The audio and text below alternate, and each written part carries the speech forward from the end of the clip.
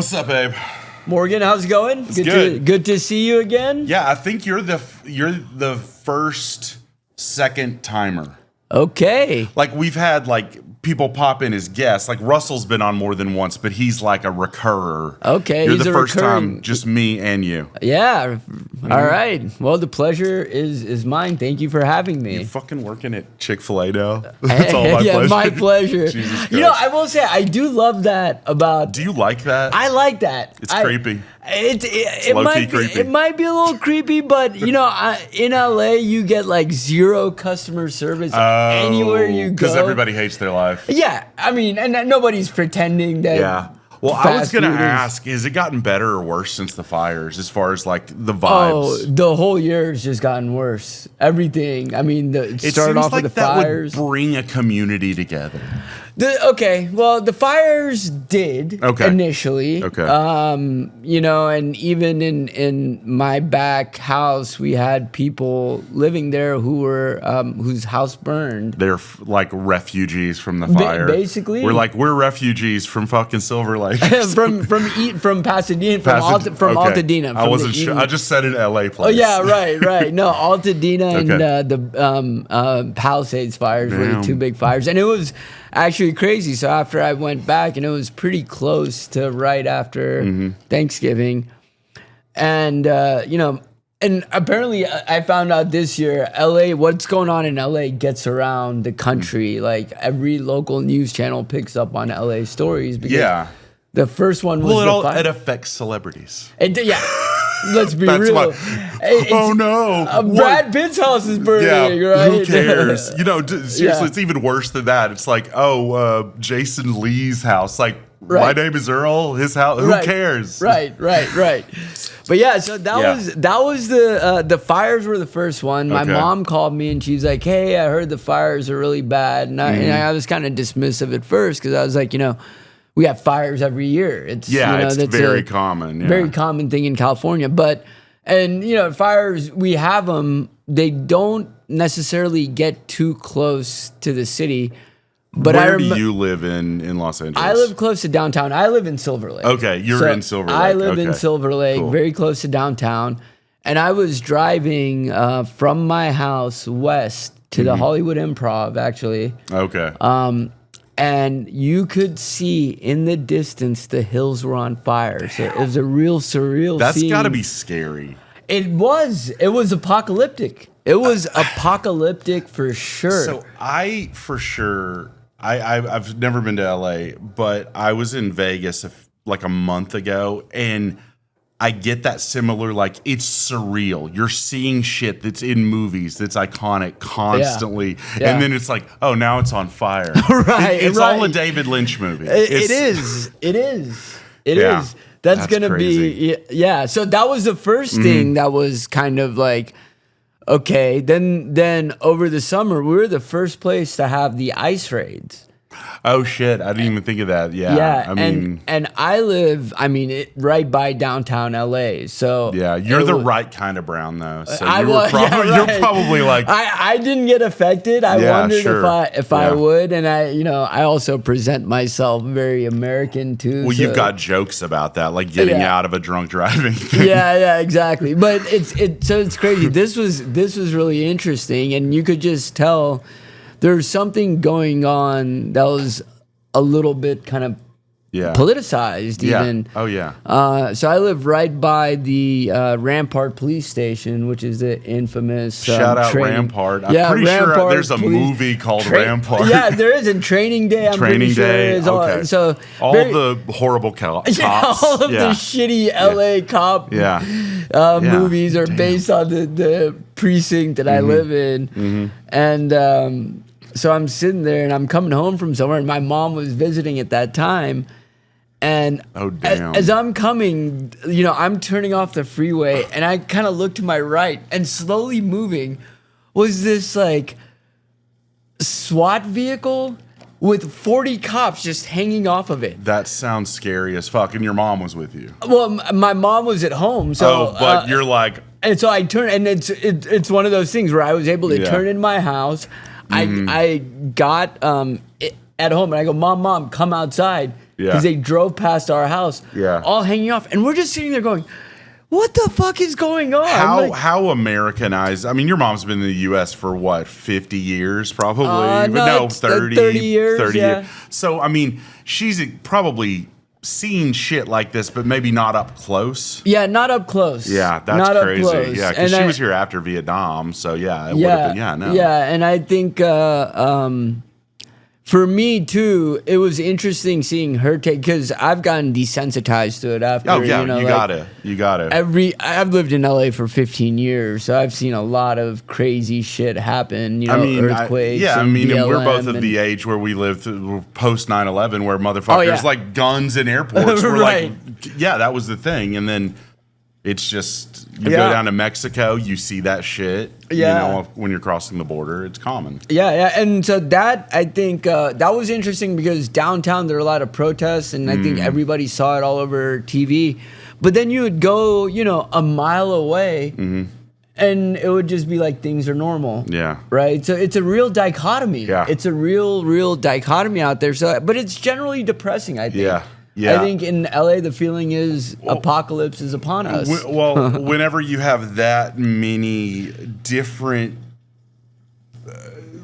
crosses of culture living in one place, because you have a lot of Asian people in LA, because it's on the West Coast. Yeah. You have the Latino culture, you have the white people, and then you have like the fucking every other possible craziness you can think of mixed in there. Yeah. Like I was in Istanbul over the summer, and it was like there were protests going on. I didn't see any of it, but it was happening. Istanbul is crazy too. So there's a distinctly European side of Istanbul. I stayed on both. And then there's a 3 days on each. Asian, and there's like kind of this beef between. Yeah, it's weird. You know how you can tell where like the dudes are like la la la la la. You go across they're like ah. You're right. Yeah, and there's Chinese food on one side, fucking kebabs on the other. That sounds true. That sounds delicious. That is not even true. It's literally the same. I've noticed no cultural distinctions. I noticed no. Yeah. God, it was fucking rad though. Cats everywhere. I'm gonna piss off an entire country by saying this, but Turkish people are really funny like that. They're like, it's like. Yeah, there's like Catholic Turks and like Muslim Turks, and you're like, okay, whatever. You guys don't really care about religion. You're like it's like pretty secular. You pay out the ass for booze. Right. I went and had two but you still beers. Get it. You still get it. Yeah, you have it. Yeah, it's the vibe there is more conservative, but it's also like. People are getting shit faced, and like I saw puke on the street, and I'm like, "What? This is weird. This place is weird." Right. But I did stand up there once. I was doing first international. Even I haven't done it internationally. I did Prague first. I did 3 shows in Prague, and at 2 different clubs, and it was rad there. A lot of native English speakers. Like the host of one show was Scottish. I did an Irish guy. Shout out Terry and Grant. Terry and Grant. If I come to Prague, I'm looking you guys up. Yeah, those guys are fucking great. But Terry's from Ireland. Grant is from Scotland. But they're the hosts. So it was native English speakers. Okay. But the people that were from, like a chick from Romania, this guy Dennis from the Ukraine. Their jokes were very Western centric. It was like Teenage Mutant Ninja Turtle dicks was a punchline Dennis had. It was like about Chernobyl or something, but it was rad. So Turkey was non-native English speakers, so they didn't get my stuff because I'm very like at all. Like crickets get it, or they like understood your energy? They understood it, but they didn't like it. Okay. Yeah. So how big were the rooms? I would say the one in Prague it was about 50, and we packed it out. Pretty big. Yeah, it was decent size. Dave Chappelle did that club. He just dropped in like 3 weeks after I was there. Look at that. There was a picture of him and Grant. He hosted the show. 3 weeks after 3 weeks after me, Dave Chappelle did the same stage. You were warming it up for him. Exactly. Like basically. Basically, he opened for Dave Chappelle. Yeah, on the road 3 weeks before. in Prague. If you're listening, it ladies was and surreal. gentlemen. It was surreal. I'm like, that same guy hosted. But yeah, there were a lot of Americans there. There's a lot of expats. Like Prague is an expat city. I've noticed. Just from everywhere. The comedians were expats. Got it. I guess. So from everywhere in Europe, like all over Europe. The hostels I was staying at, a lot of Australians. I've had the best fucking time there. You're like, you seem younger than you are. I seem younger than I am. Like, neither of us read over 40, even though we both are. Right. You would have a great fucking time there. Yeah. Stay in, if you go to Prague, stay in the Madhouse hostel. So I have to ask, what did you see as like the similarities in the struggle that from being a comic here to the folks that you interacted with there? They just party. I didn't get any. I wasn't there long enough to get any sense of like there were feuds, but there were constantly people coming in from like, oh, I'm from Russia, I am visiting here, I'm from this country, but a lot of them were traveling to do shows there. They were trying to figure out how to live there.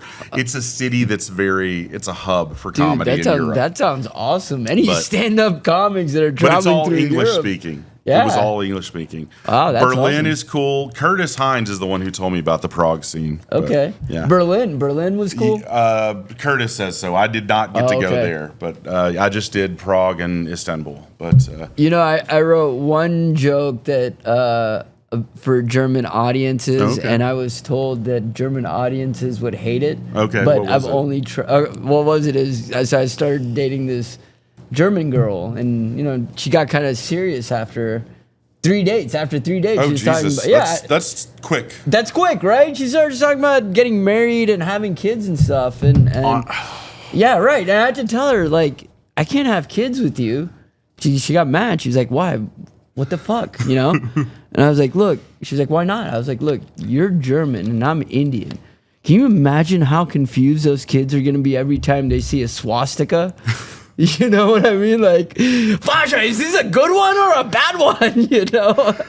And then she told me, she's like, she just had the straightest look. She's like, yeah, I guess those Americans would find that funny, but we do not find that funny. When there was a German girl at the bunk above me in one of my hostels in Istanbul. I stayed in 2 different places, and she had a light airiness about her, but I can't imagine her laughing at that joke. Yeah, either. right. She just did. It was me, her, and an Australian all sharing a room, and we just talked for like two or 3 hours in our room before. It's fucking rad talking to people from such disparate places.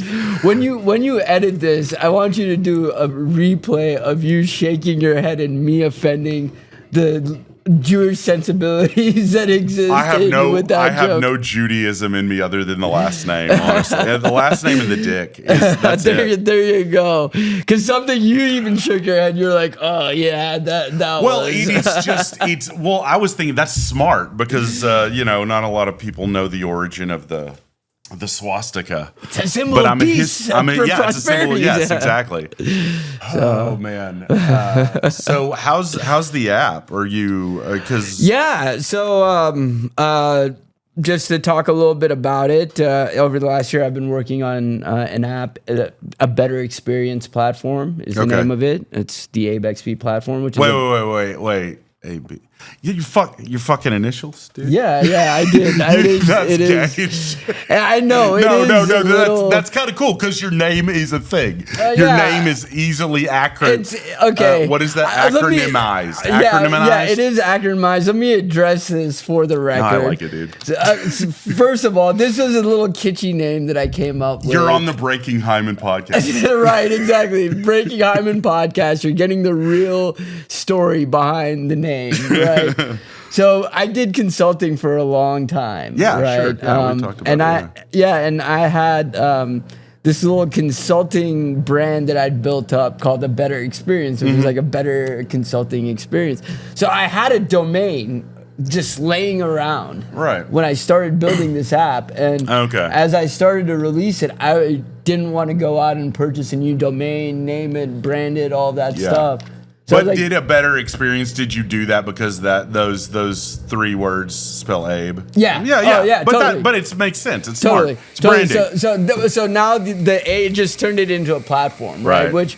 And the way that I describe it is a purpose-driven, unified platform for live events. Okay. And it connects venues, productions, performers, vendors, and really all in one place. Because today the world is so fragmented, and you know this being an event producer. You know, you got one app for Eventbrite is good for ticketing, but it doesn't do shit for building your audience. And no, not at all. Instagram's great for awareness, but it doesn't do shit for conversion. Facebook has groups and everything, but what does it really do for event management? You know, you've got to really connect all the dots. Yes. And really the whole goal is to unify all of that into one place. So for people like us who live in this local event scene, it's all about getting our events out there, promoting them, digitally making them accessible.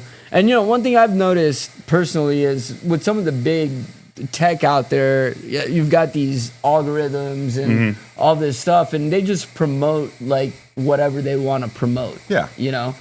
Well, it's whoever's throwing money at that and being able to afford to buy ads or whatever. Right. Which, okay, sure. That's great. But, you know, our platform isn't built necessarily to do that. It's built to manage your presence across all platforms. Yes. So that's really what I've been working on a lot over this last year. That's why I'm always interested to hear experiences, especially internationally. Yeah, dude. It's a lot of these kinds of sites. Like I have to go to this site if I want to go to Prague. Find shows there. Got to go to this site. Yeah, where did you go? How did you find things to do in Prague? It was just via word of mouth. Like Curtis had gone and done shows there 2 years prior to me. Right. And he said, "Oh yeah, reach out to this guy. Reach out." So I messaged them. They said, "Hit this site, whatever." But it was always a different website. It was a Google thing, but there was some weird ones in Europe. Like submit here. I sent a YouTube clip, and I got booked on shows. But there was not a streamlined thing. Did any of you use Slotted or anything like that? No, I don't remember one called Slotted. A lot of times they sent me a Google Doc, and I just filled in my info, and someone just looked at it. Yeah. So that's exactly like the target audience for my platform is, you know, for you as a performer or as a producer, you'd build your profile one time. Yeah. Right? So if I went into the app and I just typed in like Prague, Czech Republic, I could see whoever's posted on there. And what it hinges on and kind of the phase that I'm at right now, you know, I spent the last year building it out, but now we're at that phase where we need to get people on there. And so it's just getting a lot of strategic partners and different cities and kind of testing it out in a few markets right now. But so essentially, you could go in there and look up, you know, Prague comedy shows. See which ones are open for booking. Submit your profile that you've already created. We have different tools, and a lot of what we've done is instead of trying to build a one-size-fits-all solution that's mass marketed to millions and billions of people around the world, we've taken more of a strategic approach of building it specifically for what you're looking to get out of it. So if you're a venue, your goals are way different than if you're a performer. Sure. Right? So why both of you are trying to compete on Instagram for the same things, whereas in reality, there's different pains and struggles that you guys are going through. So what we really focus on is what is the experience. You know, if you're a venue, you really want to build your following for that venue. You want to build loyalty. You want to build memberships, subscriptions, things like that. So we have a subscription membership platform that you can get set up on. If you're a producer, you're probably wanting to sell tickets. Is a good example. So we have a ticketing platform that'll compete with Eventbrite. Will compete with any payment processor on. So it's just kind of everything in one. Exactly. That's our goal. And we're not even really looking to compete with all these other platforms. So we build a lot of integrations into platforms. Oh, okay. So even if you're using Eventbrite and you have a ton of attendee data on Eventbrite, right? Right. And I'll just give you a real world example as a producer of, say you got a room that you want to fill out. You're doing a show. You want 100 people in that room, especially in a local market. Yeah. In any market, the first people you want to hit are the people that have come a lot to your shows. Right. Right? Well, where's that list? Who are those people? You could probably tell me off the top of your head some people who you know that are regulars. Yeah. But, if majority of producers, unless you're at a big event company, you're probably not able to go, here's my exact list of remarketing, or you have to dig in and figure it out. But even taking that one step further and saying that, hey, this person is a loyal follower of your show. They subscribe, they follow, so they might be interested in what you have to offer a little bit more. Okay. I think what we're seeing on a lot of these social media platforms is just marketing shoved down your throat, whether you want it or not. It's every time I get into Facebook, I'm like, I just want to see shit. Like, okay, this is but it's gotten the percentage now. Do you know how much you see in Facebook is ads versus things? It's like 4-1. I feel like insane. For every 3 or for every 1 post from somebody that you're directly related to, you see 3 promoted posts from. Yeah, and that's Instagram too.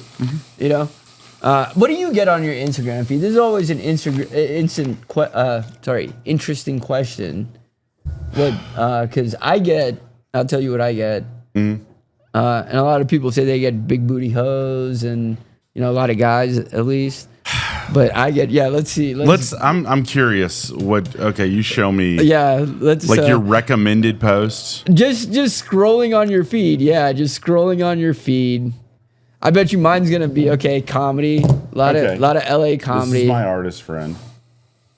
Okay, is this? This is sponsored, but this is sponsored. Rugi Health. My girlfriend kept hinting that I should slow down. Why is it? My girlfriend kept hinting that I should slow down, if you know what I mean. So I found Go Long. Wait, is this for guys who prematurely ejaculate? I think so, dude. I don't prematurely ejaculate. I don't know. They're because look at who's sponsoring me. It's not. Jesus Rugi Christ. Health. Okay, let's go to the next one. Codefinity. What do you got next? What do I got next? Gamblers gambling. Women arrested for shitting on boss's desk after winning the lottery. I got a thing, Terry Norman. Comedian beheads self to death. Jesus Christ. What the fuck, dude? Absolutely nothing to see here. That's got to be a joke. That's actually pretty funny. Absolutely nothing to see here. I got this Ashy official chair. Okay, yeah. Society if only Down syndrome people voted. Here's a friend. Okay, this one's a friend feed. You are enough. Aww. Yeah. Okay. And skate and a bunch of skate parks. Shout out Cody. Sunday Are you all? Is your shit all LA comics, or is it people from? I see your stuff. Oh, good. Okay. I see your stuff. So I think it is a lot of LA comics, and the stuff that gets promoted is a little bit maybe. Yeah. You know who I see every goddamn day? Serena Hickey. Do you see her every day? Yeah, but that's because Serena. Shout out Serena. She posts all the time. Though. It's funny. I feel bad. She was in town last summer. I think just over a year ago, and doing a show with some comic from LA, and she's like, "Yeah, come out. Comics get in free." And I'm like, I think I was dating somebody at the time, and I'm like, I'll see Serena. And I'm like, I don't even remember the last time I've seen her other than on which comic was it? Do you remember? Some dude with a mullet. Some dude with a mullet and a silly name. Bear? Like this? Yeah, I think maybe. Bear Barbado? Yeah, that's it. Yeah. Okay. Yeah, she was touring with him. Yeah. I think she was back home in Dallas, the DFW area where her parents live. Tracks. Yeah, she was doing a show here, and I'm like, she's like, yeah, come on. Yeah. That tracks. That tracks. It's funny, man. Preachers' daughters are crazy. Not the one I'm dating, but whoa, you have the first one I was married to, dude. You have a type, huh? Dude, I don't know. I think my mom wanted me to be a preacher. Okay. Like that's really what she wanted for me and my brother. And I think I'm like, well, I have that energy, so I attract girls that have, my first wife. Big preacher energy. Comedians and preachers are the same motherfucking thing, dude. I've said like open mics or like church where we all take turns being the preacher. Give me your best sermon. It's Sunday. Let me hear your best. I have anti-sermons. Okay, what's your best anti-sermon? This is one of my earliest jokes. Like my mom, I was at church with my mom after I got divorced, and I'm sitting there and the preacher's like, talking about how being gay isn't natural. And I'm like, fuck you, dude. Gay is natural. There's gay penguins. There's like gay dinosaurs in Jurassic Park. Like being gay is natural as fuck. You know what's not natural? Fucking bukkake. You never see it in nature. Yeah. I've known you like 3 years now. You've heard me do that stupid fucking bit. Do that joke. That's I heard you do that the first year. I don't never do that bit anymore. Yeah, but that's the closest.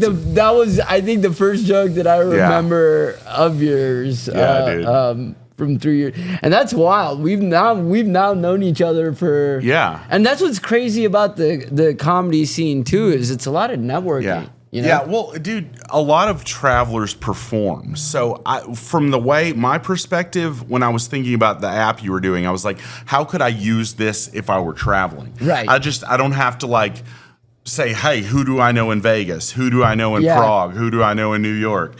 I just get in this app and I'm like, okay, what are shows at my level I could do? Exactly. I don't have to pay to get on this show because it's bullshit. Like some places they want you to pay to get on it. I've never done that. I would do that in New York. Sometimes you might go to a place and be like, you know what? Okay, I'll pay whatever. Or, some places have a bringer minimum. Right. Yeah, that's but having access to that kind of stuff, is that kind of what you're thinking as far as monetizing your app? Yeah, and so yes, access to all of that stuff. Okay. I'd say it's interesting in some of the bigger cities. I know in LA there's a few resources that you can kind of comb through and find open mic lists. Shows are a little bit harder. Shows take a lot of reach out and networking. Right. Because I can do open mics in any city, but I had to find out how to contact people in Prague. I don't know. I fucking live here, and I don't know how to get a show in Dallas. So think about my app as almost like a customer relationship management system for you. Yeah. So you can then go in there and manage. Okay, here's where I performed in this city before, first and foremost, rather than relying on memory. Which, our memories are strong, but if you're out there performing a lot in a lot of cities, you forget all of the people that you've networked. Yeah, oh yeah, for sure. So, and people move cities. And people move cities. People go places and people... I just reached out to a comic that I thought was in San Angelo. He's in Maryland now. I didn't fucking know that. Yeah, but if when you go to Maryland, you would like to know... I might. Yeah, hey, so-and-so's here. Yeah, exactly. And that's really the philosophy, because my background is in CRM systems. It's called customer relationship management systems. Okay, see, you speak that lingo. I fucking do not. I'm sure some of the guests might know what the hell you're talking about. I don't know, man. I'm talking to a lot of comics, so and that's I have to be. There's careful other not dorks to get that watch this shit. There's like 10 other dorks that watch this. All right, for the rest of you dorks that know what I'm talking about, but the whole point being, an easy way to communicate and follow up for your bookings, your performances. An easy place to track what you've done in the past, down to you can even go in, say, okay, I was on this lineup, tag a video that somebody might have uploaded on there, and then come back later and reference all the times that you've been on a specific show. Right? It's crazy because so much of comedy lives in the moment, or so much of performing lives in the moment. But if you're like, hey, I've done this in this place, you might have been there, your friends might have been there. Come see me do it again. Right. And whether it's just marketing yourself to say, hey, you've seen me here. or it's creating your profile, sending it to bookers who are looking. I think for out-of-towners, it's really interesting too, because the more professional you look presenting yourself, the more chances you'll get that booking being an out-of-towner because somebody else is coming in. Exactly, yeah. I mean, you book out-of-towners all the time. What sticks out to you when somebody... Honestly, I try and find them, especially if I've seen them in another town or they've popped in. Like, open micers / professional stand-up comedians have reached out to me saying, hey, I'm in Lubbock. Like, there's this, my friend, former one of Roy's guests, Neil Rubenstein, he was coming through here. He hit me up. He's like, hey, are there open mics here? Yes. He was on his way to a casino, but he just randomly found me via Facebook friends and stuff. But having your thing... Right.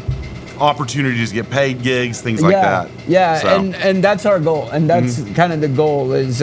So again, there's multiple, and our goal is to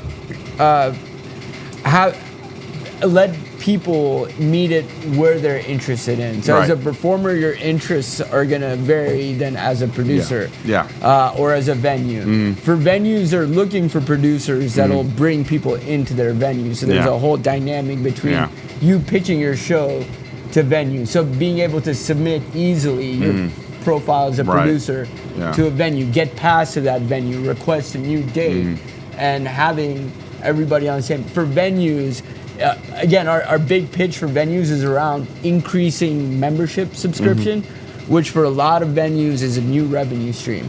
I mean, some of your bigger venues have that, right? Right. But I think for a lot of small venues, it's, when you're paying your rent in the event business, it's a month by month thing. So anytime you can find additional revenue. On top of that, I think you have this patron model where you have a certain few people who are willing to help subsidize and benefit those artists. So how do you directly reach those people if you're a venue to make those bills? So each, and then vendors, we're just bringing vendors on now. So anytime you're doing an event, you want vendors to serve food. Maybe you want concessions. Maybe you want T-shirts. Maybe you want vendors to submit, and vendors want to submit. Hey, you're doing an event with a ton of people. Let me sell my, XYZ item there. So you're connecting people doing multiple things with with an event. Exactly. Your mind is a lot broader than me, but I'm kind of putting together because I'm just thinking from my own perspective. Hey, where am I going to go to do this and this and this? But it's a pain in the ass today, right? How much time does it take you to promote a show? I mean, imagine if I gave you 4 days back that you could just focus on your content, your performance, your material, rather than. Exactly. And I think for every performer, every producer, and even every venue, we all struggle with all of this crap that you have to. Unless you're a big star and you have an agency behind you, and trust me, I've worked at agencies, the biggest in the world. That sounds like horrible. And we built these kinds of tools and this is why the big folks keep on getting those big deals, and then it feels like the smaller performers get shat on, because we don't have those tools. That we don't have those agents. It's so. Would this be more for like a middle class performer, somebody that's just making a living, not somebody that's just wanting to get their art out there and not be fucking famous, just an everyday. Honestly, it's for anybody. It's designed to meet you at your level. So what we're trying not to do, and what I haven't done, is I haven't gone out and gotten any external funding for this. This is all a company built by me, so I don't have the same pressure, say, a Facebook or an Eventbrite does to have a return. Right. And because of that, what I've been very focused on is building an organic monetization model. What our monetization model currently is based on is we have a free tier of access where you can just log in, get on, do limited things. Yeah. And then we have increased tiers of access. So basically you have you can do a little bit more, then you can do a little bit more, or if you're a bigger venue, or you got multiple venues, even agencies can set up multiple folks. But our goal is really designed around that individual venue production, performer, vendor profile. Yeah. Okay. So it's for everybody. And again, we're trying to build it in a way that meets people where they, like you said, I think you hit something when you were talking about this, something really important. Like, you want to submit for shows that are at your level. Yeah. You know, and you don't want to waste your time going. Yeah. Like I think when you've done this for a while, we both have been doing this for a minute now. It's like, let's not waste anybody's time. Like, if you don't want me there, fine, that's cool. Just let's make it, obvious, or let's make it easy for us to interact, and for I think a lot of us, no harm taken. Yeah. No harm taken, and or whatever. But we want to know where we can get access to. Yeah, exactly. As far as performance goes. The other thing that we built into the system is a feedback system. So and you're not going to get it from everybody, but sometimes a producer might leave a note for a performer to say, hey, I like what you're doing. I'm booked out for the next 6 months, but I'll come back to you. Yeah. Right? Or they might say, hey, keep working at it. Yeah. You have some really funny things. I like this. Work on XYZ. Right. There's the ability to leave notes, both privately, publicly. Sure. And collect that feedback in a less obtrusive manner. Okay. Because I think it's a lot easier to collect feedback in that manner rather than trying to pull somebody aside and giving them, and that could go any which way when you try to give a comic a note, right? Yeah. So having like a messenger or feedback thing in there. private messaging note system loop.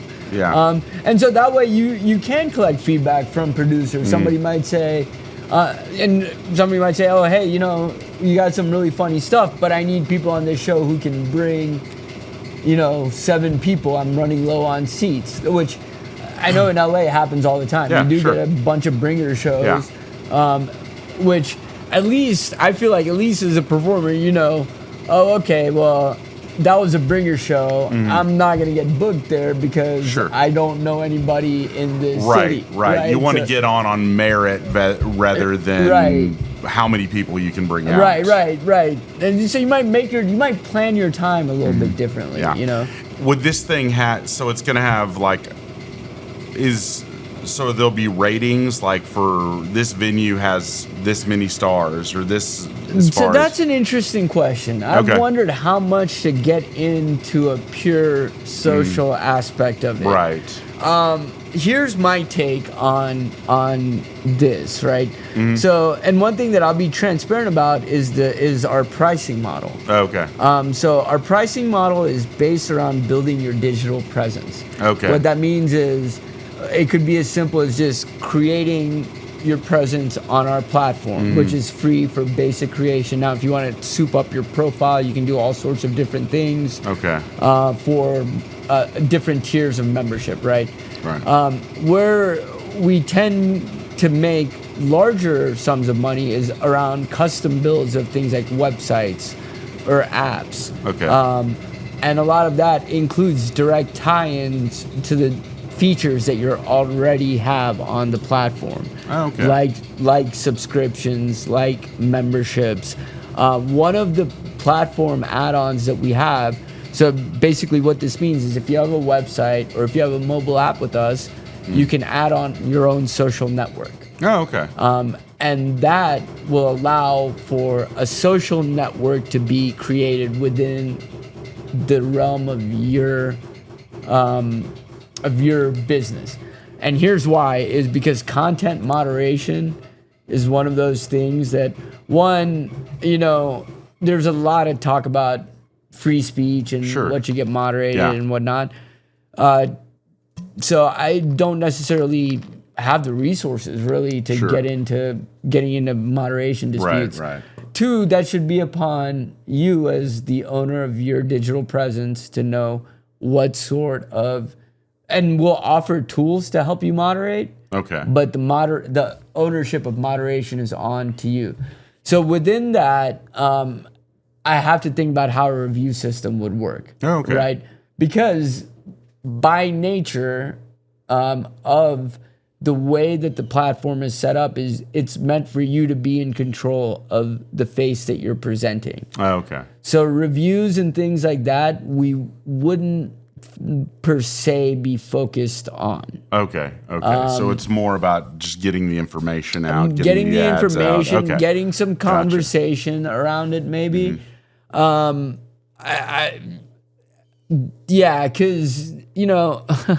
and being in LA, you get into all of these little sort of weird disputes between comics and producers and venues. It's crazy. I mean, you run into that even in towns this size, right? So Everywhere. Let me grab a bottle of water. Yeah. No worries. But yeah, no. So it's like how much? Because I'll be honest with you. My goal is purely to help people get enabled on technology. Right. I'm not here to tell you what you should talk about. I'm not here. Contrary to what dude, vibe I may give off. It's funny. As far as like, we were talking the other day about, because clearly a lot of your material is about being the kid of immigrants growing up. And you lean into that. You lean into that hard. You have zero accent. I built a fucking app. That's the most Indian thing that you could ever do. Like, exactly. I'm a stand-up comic, but I also and if the app doesn't work out, you'll make a web series about how the app didn't work out. Exactly. I will sell the app when stand-up comedy doesn't work out. It will be great. Jesus, you do the voice really good. Is that not a more voice. or That less is my what normal. your dad sounds like? Is that more or less what your dad sounds like? No. That's a character. Yeah, that's a character. I bet your dad is probably he's got an accent, probably not a thick one, right? Not a thick one. Yeah. They took accent reduction classes back in the day. Yeah. That sounds like breast reduction. It's like, hey, this accent's so heavy. These tits We're gonna are have so to take heavy. a whole cup off of that accent. Like, what? They reduced my backcent. Right.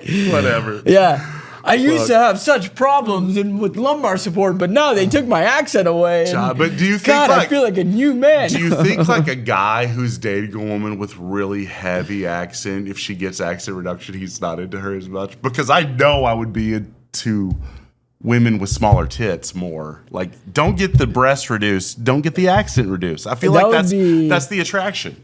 That would be quite the conundrum. Like, it's like there's this girl I love with huge tits and a heavy accent. And then she loses the accent. As long as she's got the tits, I'll still love her. One of the two, I guess, you're fine, right? What if she what if she does both? Then you're fucked. Fuck that bitch. Yeah, fuck that. FTP. Oh, god damn. That's funny. Yeah, no, I didn't know. Honestly, dude, I did not know accent reduction was a thing. I knew it was like their classes. Yeah, so, and my parents are academics, like yeah, right. My that's why you visit here. Yeah, my dad's a professor at Texas Tech, and so when I was growing up in Atlanta, my dad was a professor at Emory University. What the fuck is the Emory's mascot?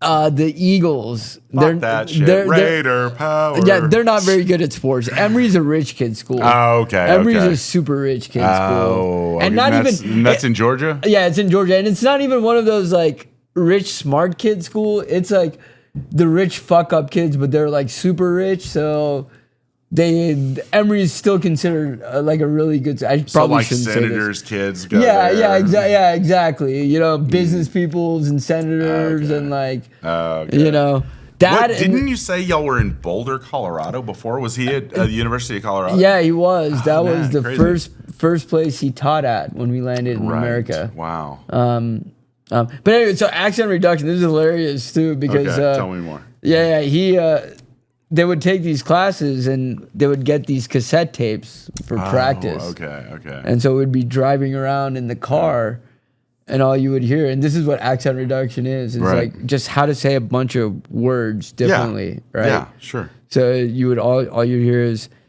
video camera. I use my video camera today, and then I'd be sitting in the back seat. That's so sexual sounding. I know. And then I'd be sitting in the back seat, and I'd hear, I use my video camera today. I use my radio camera today. See, I'm getting it, huh? Radio camera. And I'd be like, oh my God, please fucking stop. This is right, like. That's so fucking crazy. Yeah, dude, that's crazy. That's an accent reduction class. I had to deal with that for an entire summer. Oh man. So it did kind of work. Living here for 30-something years. I think it just has to happen naturally. It's all auditory for most people. Yeah. That's funny, man. Yeah. It's well, okay. So I'm not my girlfriend is Nigerian, and she told me that until she moved to the U.S. I'm getting that wrong. She was like in her undergrad. She was doing her undergrad before she realized other accents existed. Really? She was just like, oh yeah. And I'm like, did you watch movies and TV shows? Yeah, but I didn't think about it. Like I didn't think about how they sound different.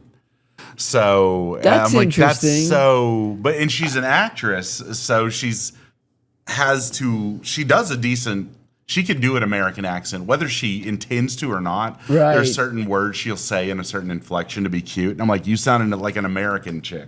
Right. Well, I guess because when I first moved to America, I didn't think that I had an accent. Really? Right? I don't hear it at all. Well, now people tell me when I'm in California, people are surprised that I'm not from California. You know what it is, dude? You're a fucking stoner and you talk slower.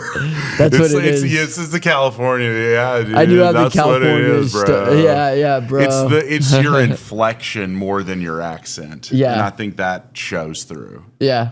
For sure. Well, you don't want the intense side of me speaking the side. You motherfucker! Yeah, exactly. The old Indian man that's yelling at me. You son of a bitch! Yeah. So I had to stop drinking because that side came out too much. Did it really?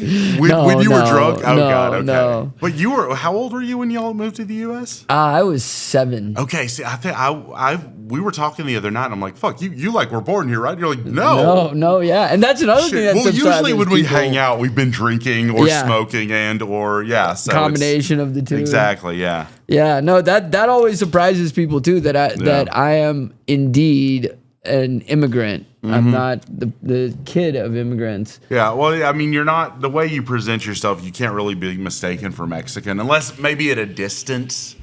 But yeah. Yeah. I mean, I have been. You have been. Yeah.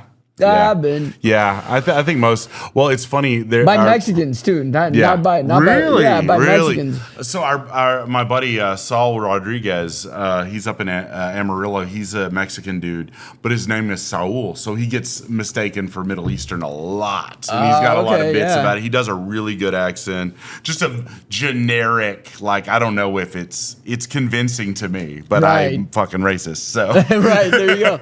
Well, and look, it works. Right? Yeah, it does. It does work, and playing to the accent. I think like one guy I watch on YouTube a lot is Uncle Roger, Nigel. Yeah, I think we were talking about this the other night. Hilarious. He did this whole Uncle Roger fried rice. Literally destroyed Jamie Oliver's like entire career. Which fuck Jamie Oliver first of all for his little rich pretentious. Any British chef I ate at Gordon Ramsay's restaurant in Vegas, but fuck any British or accented chef. Italians are cool. Yes.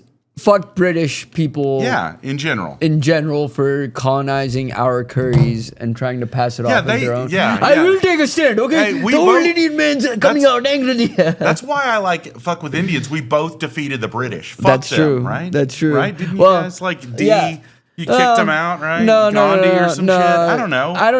We didn't really kick them out per se. Really, what happened was after World War II, the British were kind of like, we're bored. No, not we're bored. Like, we don't really have the resources to be doing this anymore. I mean, it's a huge fucking country. The and British it was tiny. a world war, right? Oh, yeah. Yeah. We got a war going on over in the other place. We got a war going on back home. So, and that's, if you notice, that's right when the British Empire dissolved. Yeah. Right? Well, it's funny because the GF, she speaks the King's English. So she'll call a wife beater. She calls this a singlet. A singlet? A singlet. A singlet. That's a singlet, love. Singlet. And I'm like, this is a wife beater. And then I'm like, oh, a Nigerian probably thinks that's horrible to say. Because wife beating is a huge problem there, I'm sure. Nigerians probably like, you can beat your wife in any shirt. You don't need a singlet to beat your wife in. Are you gay? Yeah.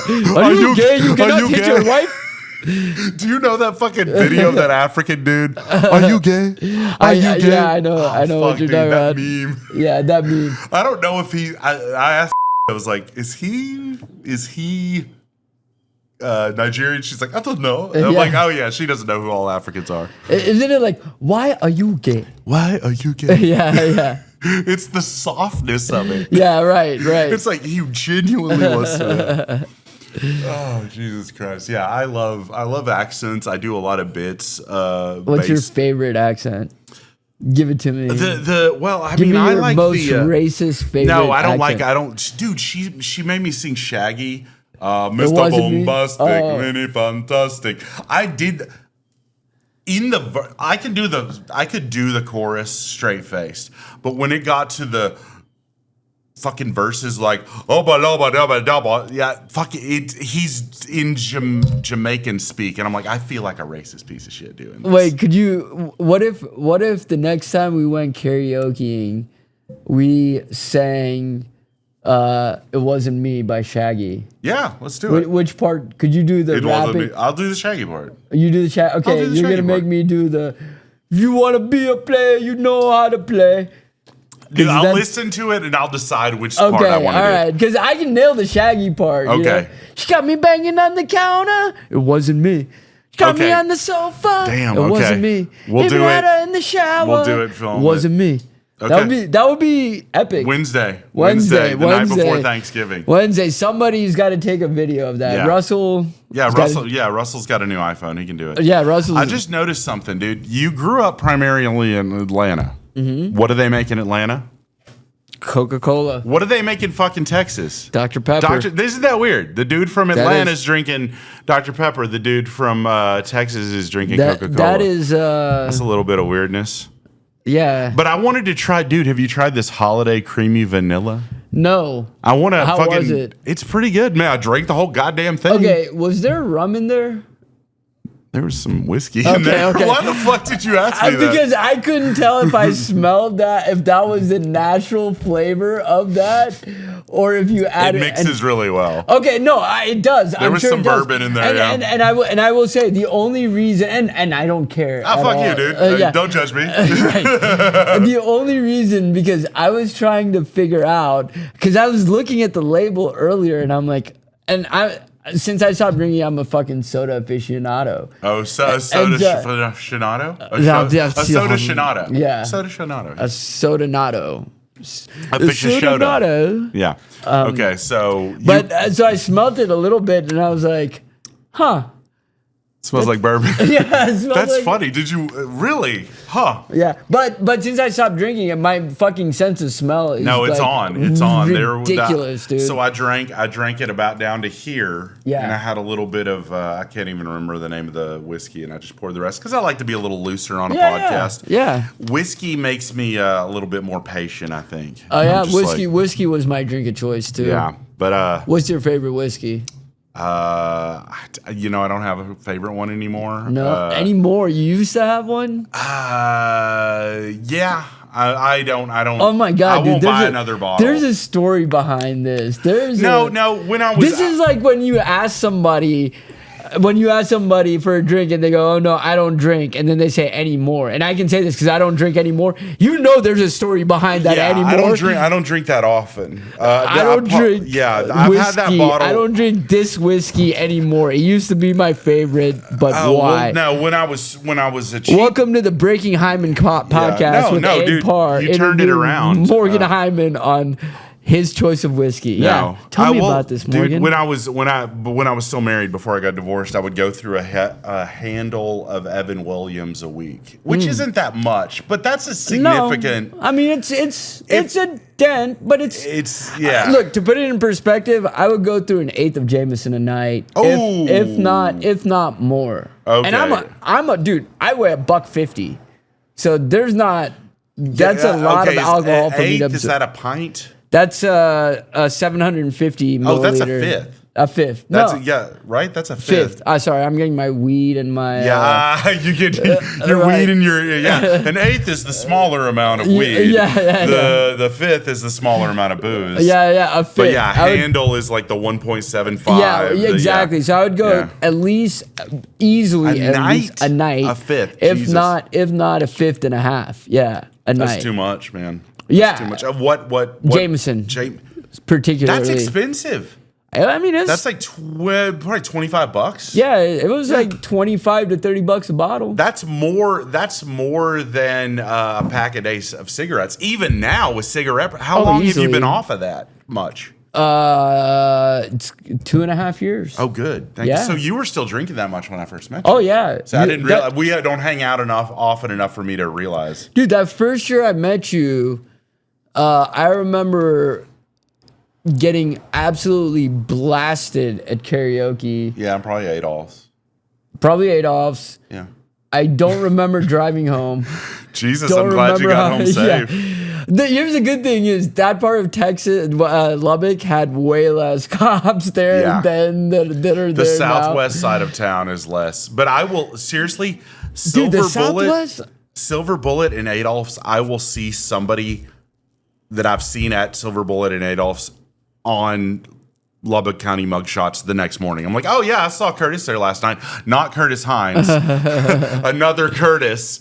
But literally saw locals. him. Yeah, Lubbock County mugshot. I'll see people like, man, my man got a DUI. I saw him at karaoke last night. I mean, I feel like in a town like Lubbock, it would be. But they probably live on the other side of town. You're going through.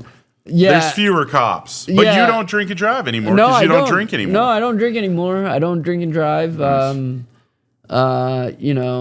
Thank God. I don't. Yeah. I can't. It's just I'm lucky that worse didn't happen when I did, and if there's one thing that I am truly, praise be to Jesus Christ. Yeah, praise be, and there's one regret I have is it took me so long to stop doing that. Really? Yeah. Yeah, dude. What? So that means you were damn near 40 when you stopped drinking? Yeah. Damn. Yeah. Damn. It was right after my 39th birthday. And I probably started, I definitely started right at about 18, 19 when I got to college. Yeah. I'd say probably the first semester of college wasn't even that much. Then the second semester I joined a fraternity. And at first when you're pledging, it's not even that much. And then at first you're in college, so you don't really know how to drink. You're just like drinking beers. Yeah, you have no idea. But then, where it got really bad was a pandemic for me. I think pandemic. So pandemic, pancreas. No, I'm trying to make a joke there, but yeah, drinking doesn't affect your pancreas. It affects your liver. I mean, it affects everything. Yeah, I guess it affects everything. My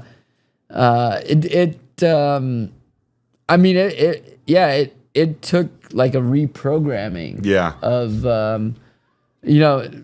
one I used to love to drink before I got on stage. I thought I needed that to loosen myself up. Right. Sure. So I had to learn how to not do that, but which I'm glad I did because I think I'm more aware. Sure. Of sure, the bombs suck more. Sure. the bombs suck way more. The weird thing is, weed, I think, makes you more in tune with your own emotions and other people's emotions, whereas booze is the exact opposite. You are not controllable emotionally. You are not aware of the emotions around of those around you. You're just turned into a piece of shit asshole. Yeah, now, some of us are fun drunks. You're too in tune with your own pleasure emotions and not in tune with anybody else's emotions or your non-pleasure emotions. Yeah. That's probably an apt description. Well, and I've always I'm trying to back off on my THC usage just because, you know. Yeah, I know, boo. But it's not something I can't talk. I'm in California. Too. Yeah, exactly. It is harder here in Texas. And honestly, I like to be in the moment, and it does not affect my performance as well. It can help with like music, but with comedy, it does not help with my memory. I can see that. It up to a point, it can loosen me up, but past a certain point, I'm dog shit on stage. I can see that. So especially with improv, it was not affecting improv well. Yeah, I get too in my head about what other people are doing. Yeah, I could see that. I could see that. Improv, you need to be stand up to at least you can kind of get into a groove if you're in your material. Yeah. For me, drinking was doing that for my stand up, and I had a couple people. I remember one specific note somebody gave me was they're like one, you need to keep doing it for a while. You need more repetition. But two, at some point, dude, you got to stop drinking. Yeah. And how long did it take you to stop drinking after that? I wouldn't say it didn't take that much longer after that, but I wouldn't say it was their advice that got me to stop. Yeah. Right. It wasn't something that they said but I will say after I did, I did start to notice and especially as time has gone on, I've noticed where the differences has come. Yeah. I've noticed that it does make me more aware. It makes me more able to be in the moment. And also it makes me more comfortable. This is, almost a little cliche, but it makes me more comfortable with being myself at all times. Sure. Right. Yeah. Like not just feeling like I need alcohol or I need something to truly express myself. Sure. Also being in control of what I want to express in what moment. Yeah. It has given me more restraint, which has helped me on stage. Right. Because we all have that thing as comics of, somebody said something, I'm going to fucking go after them. Mm-hmm. But I will say since I stopped drinking, because I'm less reactive overall, I'm more observant. Yeah. In general, I'll stop and think when somebody says something or heckles a little bit. Well, and I even have to do that with other comedians. Like when I'm around other comics, I'm usually pretty stoned. After the show, a lot of us will get high. Yeah. And some of those motherfuckers are intolerable. And they will say some shit that I'm like, man. Oh, dude. Like I spent 16 hours round trip in a car with another comic last weekend, and he fucking pissed me off. Who was? Don't say any names. Tell me off. I'll tell you off, Mike. I've said it on stage, but I don't want to publicize. But it's our little quirks and stuff as comedians are very tolerable. 6 minutes at a time. 6 minutes at a time, or if we're hanging out in a group, it's watered down by everybody else in the rest of the group. It's like, this is funny, and we're on a little bit more. And being in a car with somebody that long, you have to like them a lot. Yeah. And it's like, I ain't doing that again. Right. I know. Yeah. I know. Maybe with 2 or 3 or 7 other people and fucking some handcuffs and a gag. And I won't mention any names, but I will say like the other night at your show. Yeah. Just a little parable. So by the time I got on stage, and for anybody watching, just a little backstory, the 2 comics before me, a bunch of girls walk in. Oh yeah, that was fun. Yeah, and these 2 comics in front of me just kind of like try to do crowd work with the girls and just lose it.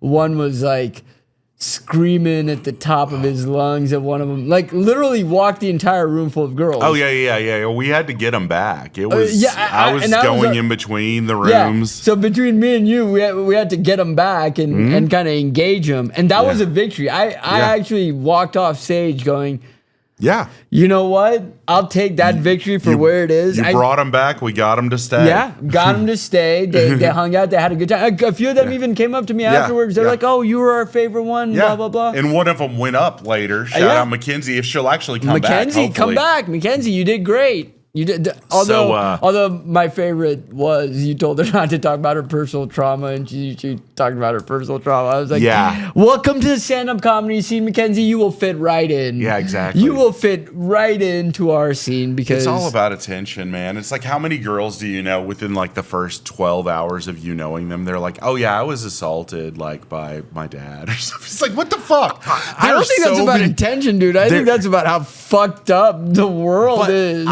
It is, but it's also like they need to say that, and they're just like, I'm gonna get this out of the way in case it comes out later. Yeah. Like as a little kid, I would make jokes about how my grandpa was murdered because I'm like, it's funny, right? Wouldn't it be funny if we killed that guy? Yeah, right. I was just thinking about this the other day. Yeah. So, but yeah, women in trauma is very common, but stand-up comedy and trauma is also very common. I mean, yeah, it's two very, very traumatic.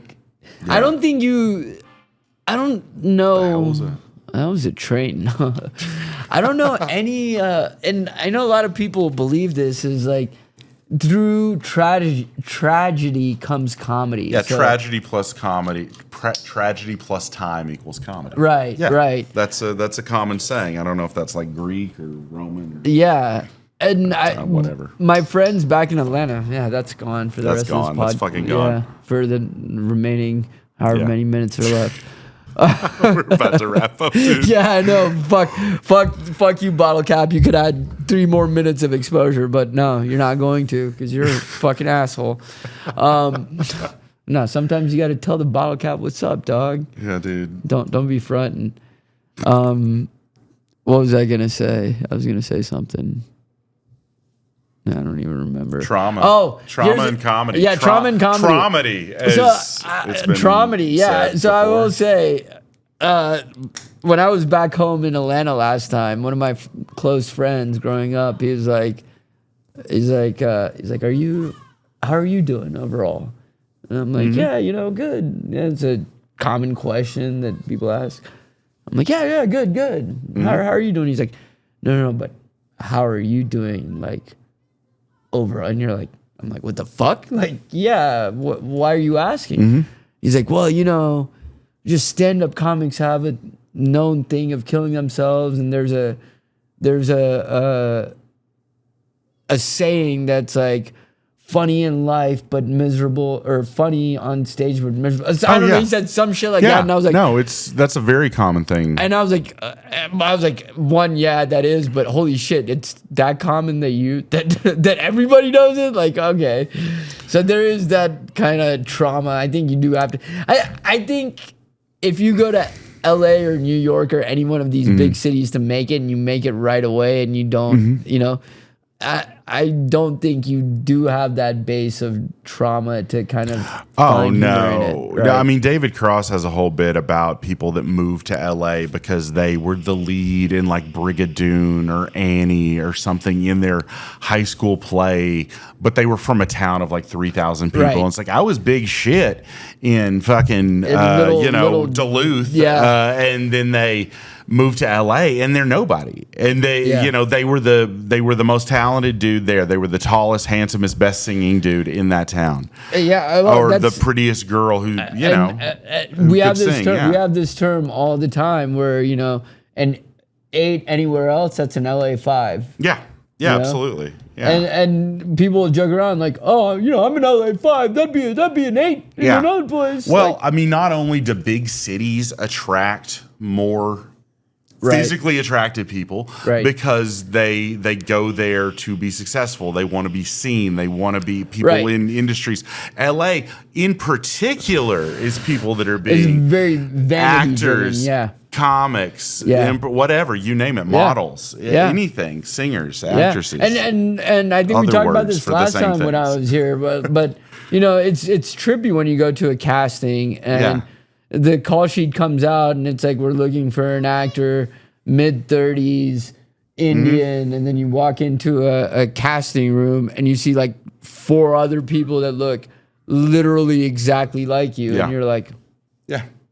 oh.